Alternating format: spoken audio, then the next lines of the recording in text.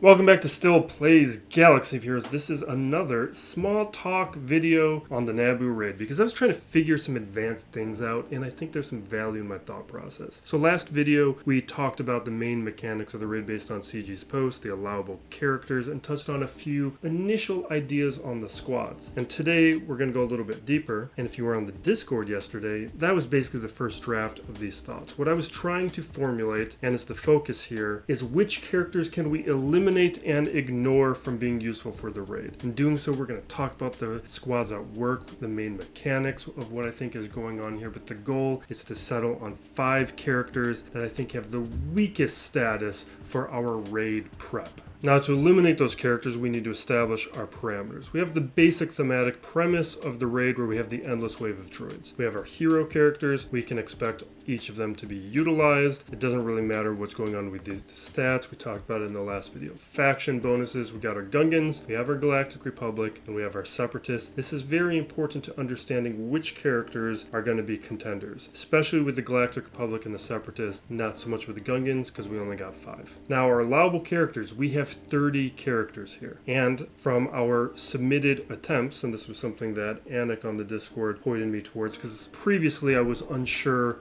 what kind of squads we were going to be using, particularly because that Newt squad sounded like it could be an undersized squad, and it may still be. But with 5 attempts, that points us towards the direction of this is going to be 5-man squads. So we only have 25 characters that we can be utilizing. So there will be 5 characters minimum that are just going to be sitting on the sidelines. Now the rest here, we have our modifiers. For the most part, this does not matter, but the things that we should be drawing our attention to are the Gungans don't have modifiers. There are faction bonuses for the Galactic Republic, and there are faction bonuses for the Separatists that start showing up around level 5, and they both get pretty good around Relic 8 and Relic 9. The first squad, we don't need to overthink. It's just going to be the Gungans. We only have 5, and they are new characters who are designed with this raid in mind. So we can expect their mechanics to be particularly strong in tackling this raid. Similarly, we've got Queen Amidala with Pow and Master Qui-Gon, also new characters, also designed with the new raid in mind. So we can expect this to be a very powerful squad. And there is one allowable character that doesn't really fit well with anybody else, and that is R2. So I think tentatively we can expect R2 to be a member of the Cadme squad, which then narrows us down to 9 characters that we can expect, but essentially 10 characters will be spoken for between the Gungans and the Cadme squad. The next squad that we are definitely using is the Luminara squad. That was the focus of our last small talk video, where my initial reaction to CG's post was that she was going to be critical and that the raid is clearly designed around her. Now, I'm not going to retread that video. You can check that out if you want to hear more about why, but the idea is these bonuses and synergies and some of the modifiers are only triggered if the ally in the leader slot is a healer. And the only character that meets that criteria is Luminara. So because the raid basically functions with her in mind, she's one of the squads we are going to be using. We all need to be using. And in that video, I gave an initial idea of which characters I thought were going to be part of her squad. I actually don't think Shaak Ti was a part of it, but Ki-Adi-Mundi was, and Ki-Adi-Mundi is a member because he has this ability here, Jedi Council, which has bonuses to healer and support characters, and Luminara being a healer, she is going to get additional offense based upon that. That's also why Shaak Ti is included in this squad. And in that video, I felt like Yoda was going to be a candidate, and now I think it's definitive Yoda is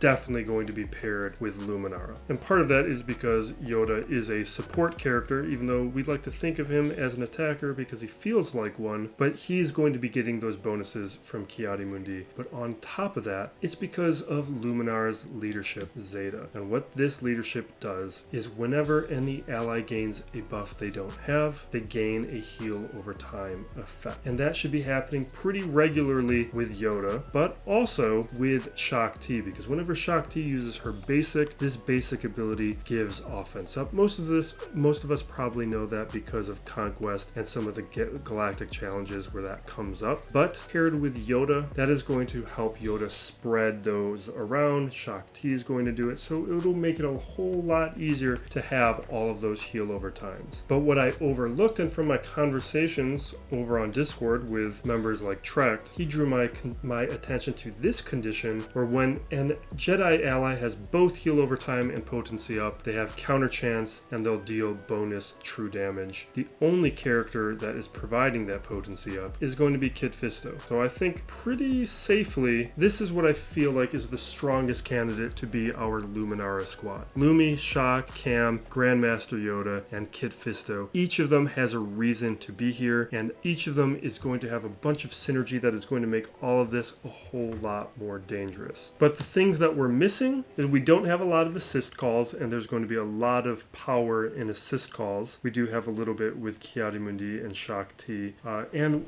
Kit Fisto is an attacker. But we have to have that heal over time and potency up synergy, so that is only going to be occurring with Kit Fisto on the squad. So far, all this is pretty straightforward. We got our Gungans, Cadme, Luminara, about 14 to 15 characters. We'll talk more about Cadme's 5th spot after we go a little bit deeper into this, but no real surprises. But we only have 2 more slots, so things are going to get a little bit more complicated. Because initially, you want to pretty easily say, as we talked about in the last video, that you're going to have a Newt with Sith squad. So Newt, Sith. That sounds easy. But we still have Separatist droids and Kellin to somehow fit in here because we only have those 5 attempts. And in the last video, I think a lot of us initially thought, okay, Separatist droids, they're going to be one of the squads. I no longer feel that way. Separatist droids are not a squad. I think 3 of these characters will not be used. Pretty safe to assume that Stap will be used as the hero character bonus. So now it's only a question of which other of these Separatist characters will be used. There's an argument for all of them, although I think the strongest arguments are going to be for B1, B2, and Droideka. Droideka is very powerful with Newt. B1, without having Grievous there, is going to be constantly getting stacks and become more powerful, but B2 is able to interrupt turn meter trains and is also a tank and is going to be able to dispel and put out a lot of debuffs fairly regularly. So I think it means that we have to have Stap and one other droid, and I'm going to right now plant a flag on B2 as being a part of this Newt Separatist fusion squad, because we just don't have room for a Stap squad. And it helps make a lot more of these mechanics make sense, because what we have is, we know Darth Sidious can't be the leader, and we know that we have to have a Separatist ally in the leader slot in order for Sith allies to assist. And we also know from the rest of these modifiers and mechanics that the Separatists don't really have that many bonuses. We have a lot of things like with the Sith inflicting debuffs, but as we look at these modifiers here and when they are triggered, we have some extra defense. We have the Sith mechanic here showing up with this faction bonus. We have this one here, Separatist in the leader slot, uses a special, decreases the enrage timer. That's not a huge deal that signifies anything about the other droids. And then we have these mechanics here where there's a revive for Separatist characters and another condition for the Separatist leader to gain some bonuses. So there's not really a reason within those mechanics for the Separatist droids themselves to have an own team, except Stap having conditions on his unique ability where if the allies were Separatist droids at the start of the battle. It means we are going to be losing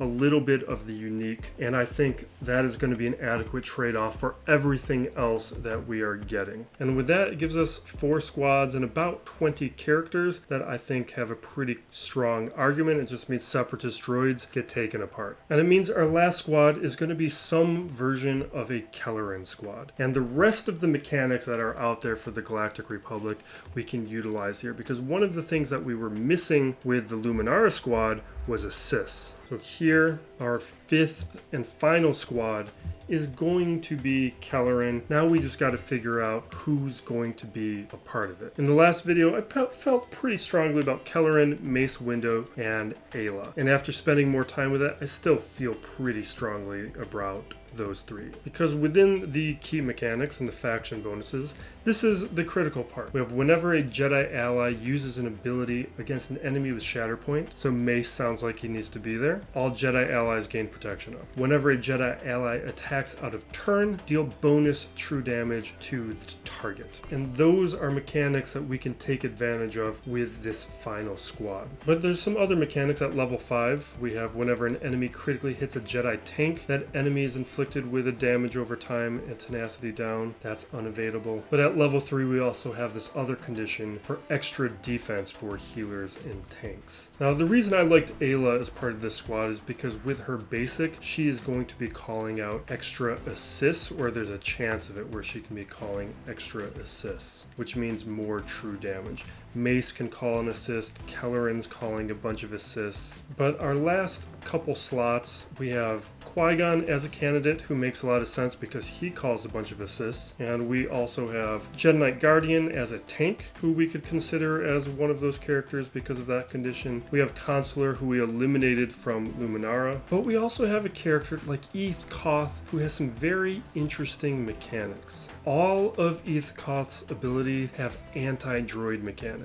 He has defense down on his basic with his force push. He has ability block and a stun, and then he has this anti-droid specialist which adds critical chance and crit damage. All that might not be enough to cement him into the squad, but there's enough there that we have to consider him as a candidate for being a major member of this new raid. And now I think we have two real candidates for the final slot. It's either going to be Qui-Gon or it's going to be Plo Koon. And right now, I'm leaning towards Plo Koon. It's not a great option, but Plo is a tank, so he is going to get those bonuses. But it's also this ability to take charge where he's going to be giving a bunch of turn meter. And that turn meter, I think, is going to be enough to offset not having another assist. But it's also that he is going to have this dispel on basic, and there's a good chance that having those dispels on basic are going to be pretty important, countering some of these different waves that were going to be happening that might be randomized each time.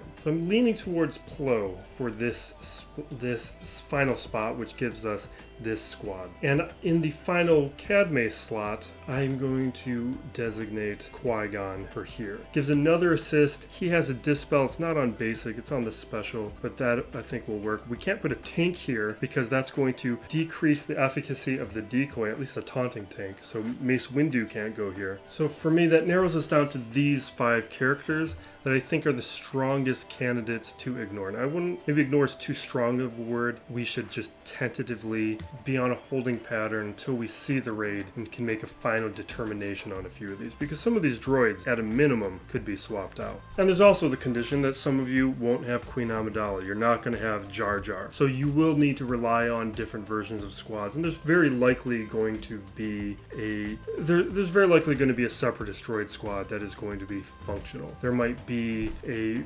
Qui-Gon lead team that might be functional. There are be able to consider for different stages of your roster. But in terms of the Jedi, yes, Jedi Knight Guardian is a tank, going to have boosts, but none of these abilities really offer anything. And the same thing with Jedi Consular. Really, the only thing that is beneficial is the fact that he has a healer tag, but these heal abilities are on a big cooldown and they don't really matter. So really, this is just a long-winded video of saying Separatist droids I don't think are going to be one of the teams because there just isn't enough room for them. At least one of the optimal teams for later game accounts like myself. And if you are still working on getting a Queen Amidala and the Gungans, then that's where Stap might be an option. But I would think, hopefully we don't have to wait too much longer for this raid. We know at a minimum that we are going to have a post on the raid mechanics. And that may signify that the raid is days to a week away, and hopefully it comes this week. But